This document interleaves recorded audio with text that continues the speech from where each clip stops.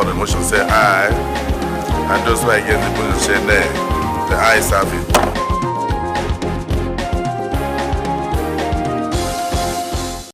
Hello and welcome to the program. I am Dennis Adigunluye. President Bola Tinubu in the week presented his first budget proposal to a joint session of the National Assembly.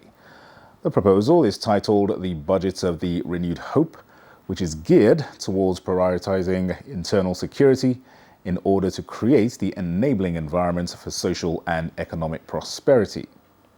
And for the leadership of the 10th National Assembly, there is emphasis that the legislature is aligned to the Renewed Hope agenda as it presents an opportunity for the three arms of government to work in unison to meet the hopes and aspirations of all Nigerians.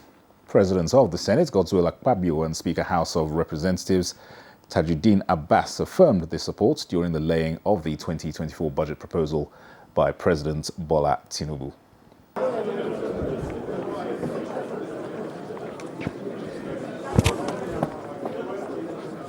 Our legislative agenda constellates around it, and we believe its faithful implementation will augur well for our nation and put Nigeria on a new growth trajectory. The House of Representatives will convene the first National Citizens Budget Town Hall to harness public input and opinion on this budget. We are convinced that this will increase transparency and accountability, improve policy making, and increase trust in government. Strategic streamlining is the term that encapsulates the submissions by these two presiding officers of the National Assembly. They are convinced that President Tinubu's administration is determined to impact positively on all sectors and segments in the country for the good of citizens, going by his antecedents since assumption of office. The reforms touching on economic growth and diversification through agriculture, security and social developments, when effectively implemented, they believe will turn around the fortunes of Nigeria. A money economy is putting all our eggs in one basket. It is a risk we have taken for too long, and we cannot continue to tempt providence. We also believe that education should be prioritized and something done to stop frequent closures of schools. The 2024 budget should prioritize social welfare programs to help reduce poverty and inequality. Equally important is job creation and youth empowerment in view of the large and ever-growing youth population.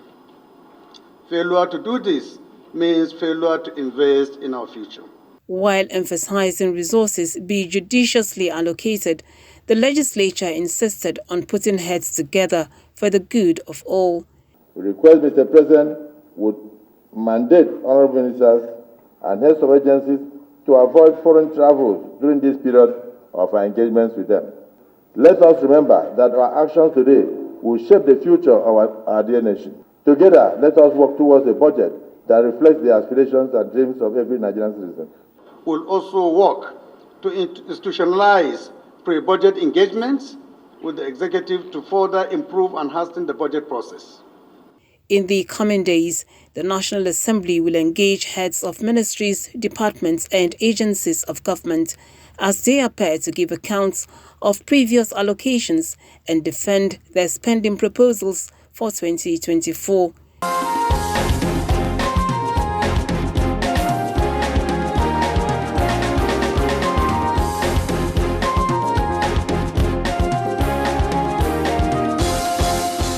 And some legislators give their initial reactions to President Bola Tinubu's budget of the Renewed Hope. Presentation today were things already known to us, and they didn't come as anything strange. Reason being that a few weeks back, Mr. President has sent to us two very important financial documents. One was the mid-term expenditure framework. The second one was the fiscal,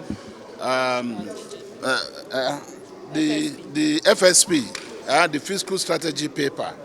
And in those two documents, certain principles and benchmarks had been proposed which we considered in Parliament, and in both MTF and FSP reports, we had also given our approval. So the budget that was presented today was based on those fundamentals of what would be the benchmark for the sale of our crude oil during the year 2024, what would be the benchmark for the sale of crude oil, and also what would be the benchmark for our daily production of crude oil.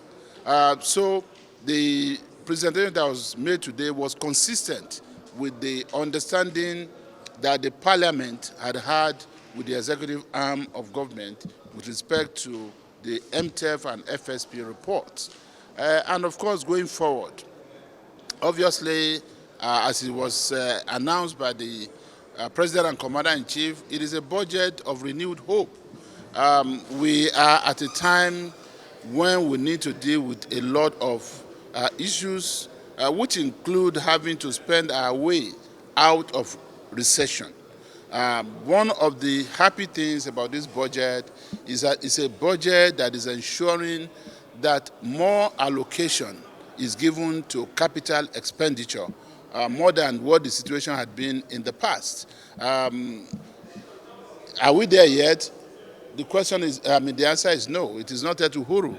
We're still looking forward to a situation where in our budgetary allocation we'll be able to allocate much more to capital expenditure, than in the recurrent. But at least what we have is a significant improvement on what used to be the order of the day. And there's no doubting the fact that the budget is also coming at a time when, as a government and as elected representatives of the people, both the executive and legislative arm of government, we must pay attention to the kind of social discontent that we have within our body polity and within the Nigerian society. This is a time that we must pay greater attention to the plight of the poorest of the poor, the vulnerable, and this budget has helped to also address that by making special provisions that will ensure that the National Social Investment Program is sustainable, and especially being able to provide for a lot of our youth, who are not employed, and the need for us to be able to provide them with some employment and skill acquisition program, and to be able to also take care of the vulnerable and the less privileged through the various social investment programs that will be funded through the budget. So by and large, I believe that this is one budget that will speak to the urgent and critical needs of Nigerians, in all strata. One thing that is clear and critical is the fact that we are all resolved to ensure that there is no retrogression in terms of what our budget cycle will be. The Ninth Assembly, working in conjunction with the executive arm of government, did so well in trying to reenact and establish the January to December budget cycle. And we are resolved in the 10th Assembly to also ensure that we sustain this. Part of the good thing or the good news about the January to December budget cycle is that when you do that, it makes it possible for our budget and the fiscal regime to be predictable. The private sector can predict us, can plan based on a January to December cycle of budget. The farmers can plan.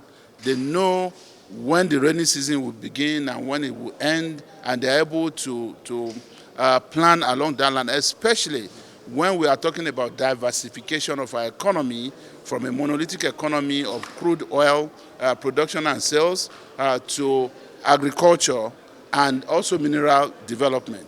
So being able to sustain the January to December budget cycle is going to help in ensuring that we're able to make the economy to remain predictable. Aside from this, it's also important that we're able to sustain this so that that tradition, which has really helped our economy and is helping us to really grow the economy, will not also become a thing of the past. For us in Parliament, there's no doubting the fact that it's going to be a Herculean task, but it's a task that must be done. What we intend to do is to be back in plenary by tomorrow, which is Thursday, the 30th day of November, to commence the second reading of the budget, the appropriation bill. And of course, we are going to devote the whole of Thursday, the 30th, and Friday, the 1st of December, to the debate of the general principles of the budget of the appropriation bill 2024, and after that we will adjourn, for the number of days as will be agreed, in plenary, to allow different committees take on ministry, departments, and agencies who will be coming to defend, their budget estimates. So this will be done, and there's no doubt in the fact that the next 2 weeks is going to be an extremely busy period, and every day for us will be a legislative day. Even though we will not be in plenary session, but our committees will have to sit during the week and on weekends as it may become necessary.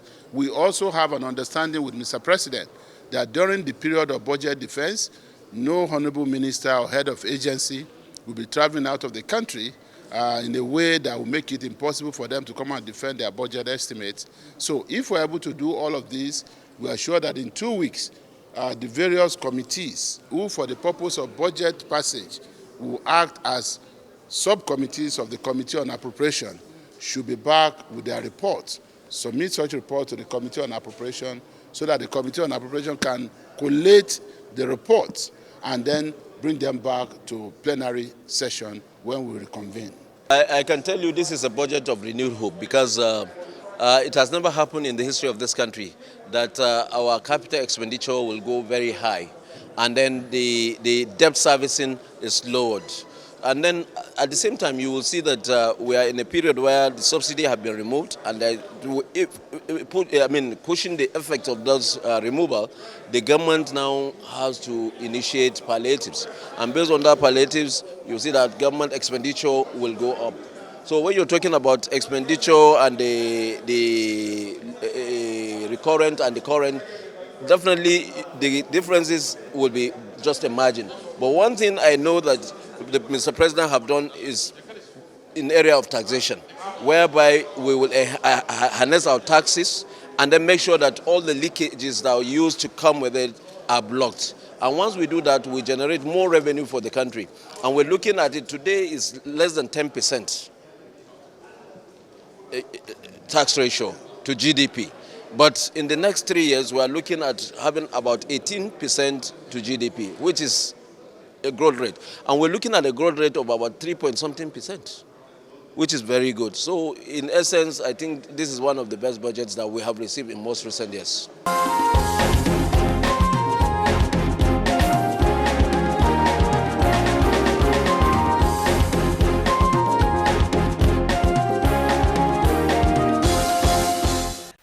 The philosophical cornerstone of the budget, first and foremost, revolves around the issue of security, because, and this is in consonance with the renewed hope agenda of Mr. President, that intends to give security to the lives and property of the people, because that is the primacy of governance. And the Constitution of the Federal Republic of Nigeria, which is the grand norm of the land, in clear and unequivocal terms, stated that the primary purpose of government is to protect their lives and property and guarantee their welfare. That is the primary purpose of government. And the social contract that the people have with the government, in order for them to surrender their sovereignty to the government, is because government has promised to guarantee peace, order, and good governance. It was on that premise that the people surrendered their sovereignty to government. So that is why the renewed hope budget centers around the issue of security, and a chunk of the budget goes to security in order to protect the territorial integrity of this country and also guarantee peace, order, and good governance in the country so that economic activities will thrive. Without a secure environment, no economic activity will thrive, thereby retarding the much needed economic development and growth that we desire a lot.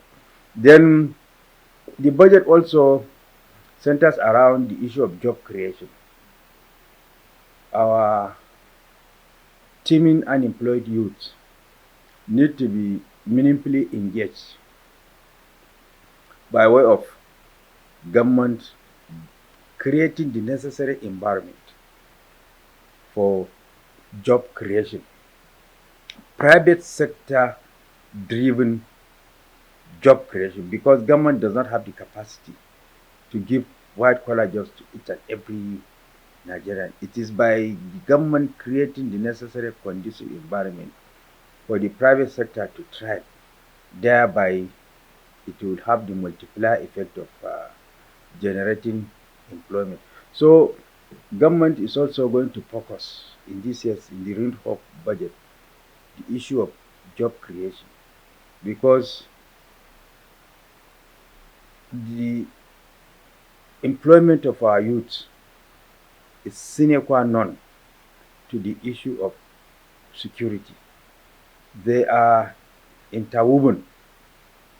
Without having job for the youth, you cannot guarantee security, because an idle mind is a devil's workshop.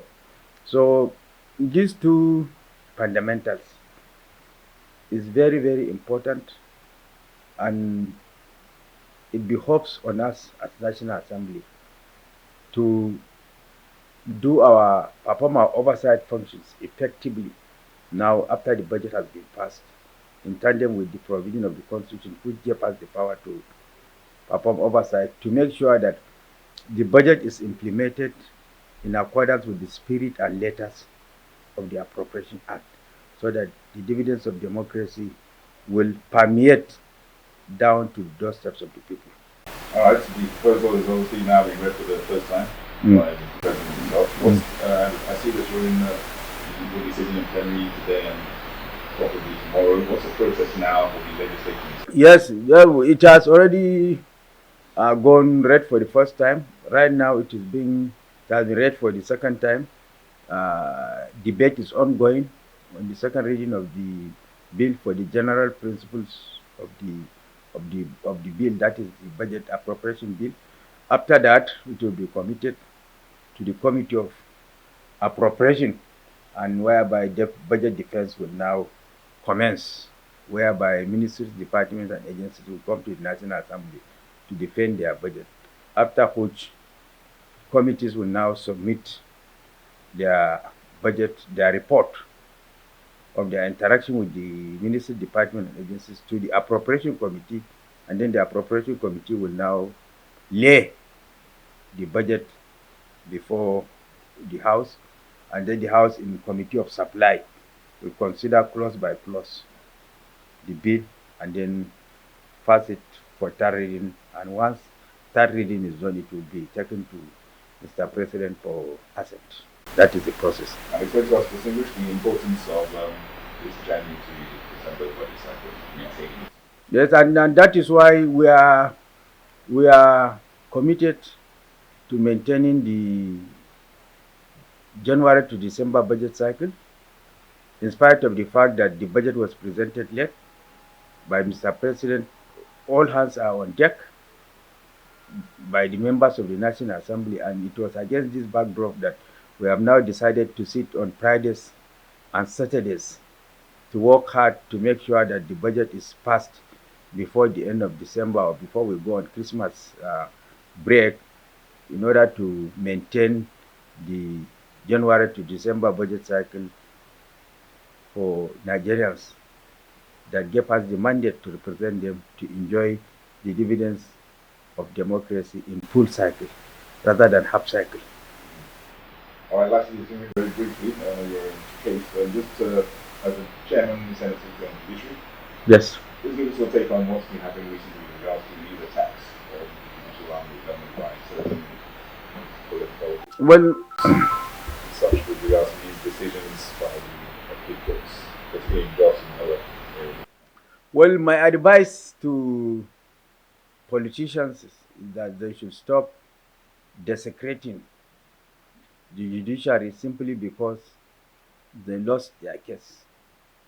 You know, proof of election petitions are on the balance of probabilities or preponderance of evidence.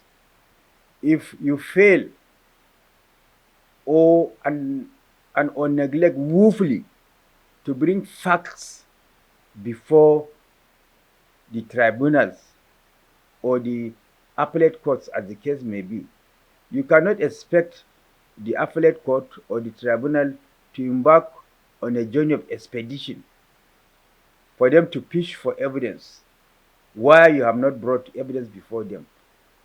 The duty of the court is to apply the law to the facts before them.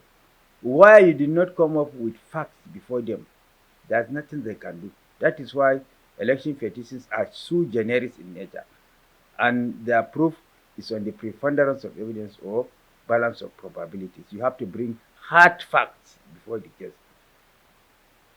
You don't expect the court to embark on a journey of exploration like Mango Fak or Vasco da Gama. You know, you have to bring hard facts before the case, before the court or the tribunal for you to win your case. So where they fail, the judiciary is bad. But you see, the trend is where they succeed. Judiciary is the last hope of the common man, is the bastion of democracy, is the judiciary is jealously guarding and protecting our democracy, is the last hope of our democracy. That is where politicians win their case. But where they lose their case, they will now say, judiciary have not done justice, it has been compromised. So I think we should try as much as possible to, in our democracy, be magnanimous in victory and gallant in defeat. That is only way we can attain a cruising altitude in our democratic experience, rather than running helter-skelter to the courts without having the necessary facts, and where you lose, you now go out and discredit the judiciary. And unfortunately, even people of high esteem in the bar, senior advocates, coming out to desecrate the image of the judiciary simply because they have lost their case is an unfortunate scenario that we must nip it in the bud in order to protect our hard-earned democracy, and also in order to protect the image and sacredness of our judicial arm of government, because the judicial arm of government, as it is now, that binds the nation together and held the nation together.